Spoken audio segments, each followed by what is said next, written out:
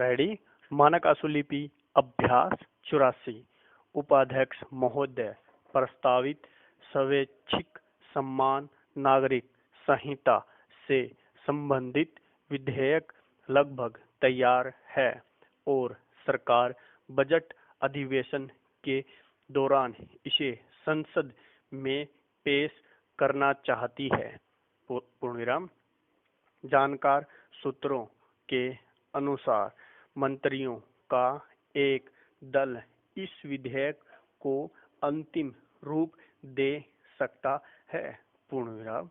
इसमें विवाह, तलाक, गुजारा भत्ता, बच्चों को संरक्षण और उत्तराधिकार से संबंधित निजी कानून शामिल किए जाएंगे। पूर्णविराम। नागरिकों को स्वेच्छा से यह घोषणा करनी होगी कि वे अपने ऊपर स्वैच्छिक सम्मान नागरिक संहिता लागू किए जाने के लिए तैयार हैं। पूर्णविराम। यह विधेयक केवल उन लोगों पर लागू होगा जो नागरिक विवाह के लिए समान कानून के पक्ष में हैं। पूर्णविराम।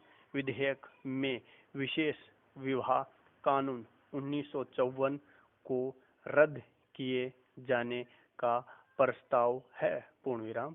जिन लोगों का विवाह 1954 के इस कानून के तहत हुआ है, उत्तराधिकार के मामले में उन पर आज भी भारतीय उत्तराधिकार कानून 1925 लागू होता है। पूर्णविराम। पैरा। प्रस्तावित विधेयक का दूसरा महत्वपूर्ण पहलू है गुजारा भत्ता। पूर्णविराम। विधेयक की एक उपधारा में कहा गया है कि पत्नी को उसके पूरे जीवन काल तक पति से अलग रहते हुए भी उससे गुजारा भत्ता मिलेगा। पूर्णविराम।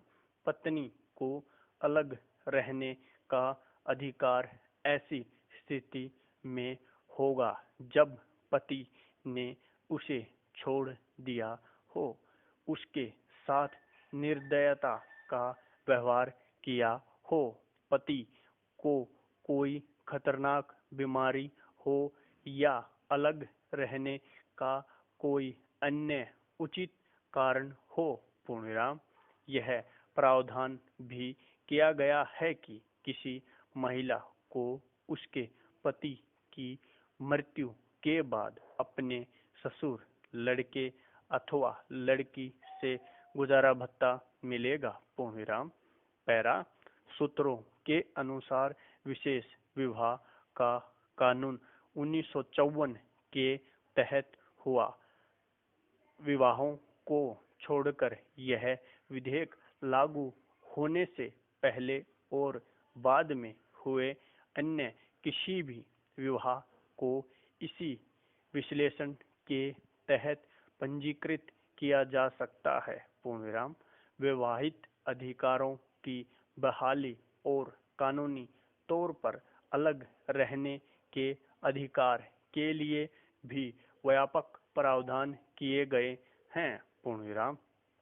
इस विधेयक के तहत विवाह करने वालों और उनकी संतानों और संपत्ति के उत्तराधिकारी के मामले में भारतीय उत्तराधिकार कानून 1925 लागू होगा। पूर्णविराम।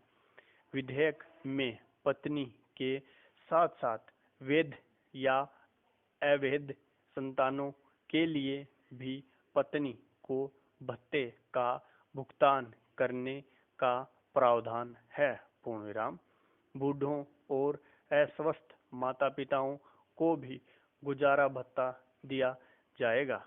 गुजारा भत्ता की राशि निर्धारित करते समय कुछ बातों की ओर भी ध्यान रखा जाएगा। पूर्णविराम।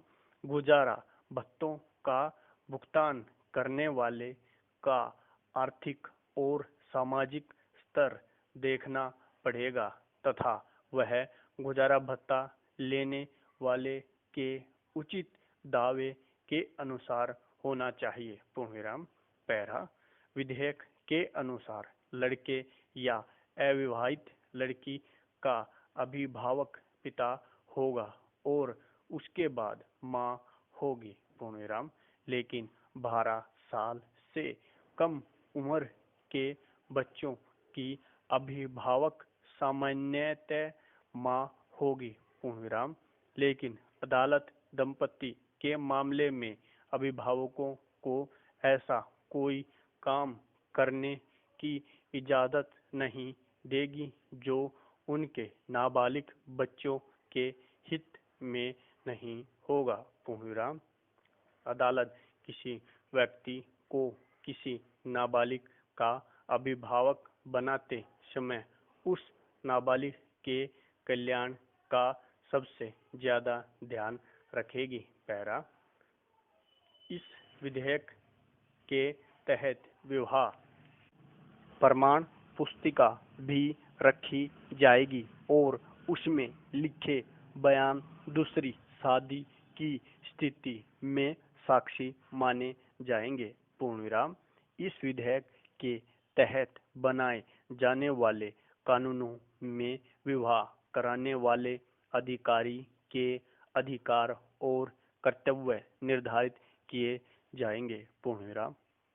इसमें लिखा होगा कि अधिकारी किस ढंग से पूछताछ और जांच करेंगे, कितनी फीस वसूल की जाएगी, किस प्रकार सार्वजनिक नोटिस दिया जाएगा, इत्यादि इत्यादि। पूर्णविराम।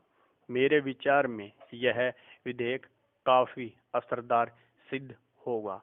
आजकल बहुत से झगड़े स्त्रियों को गुजारा भत्ता देने के संबंध में कई सालों से चलते आ रहे हैं तथा उनका निपटारा नहीं हो रहा है। पूर्णविराम।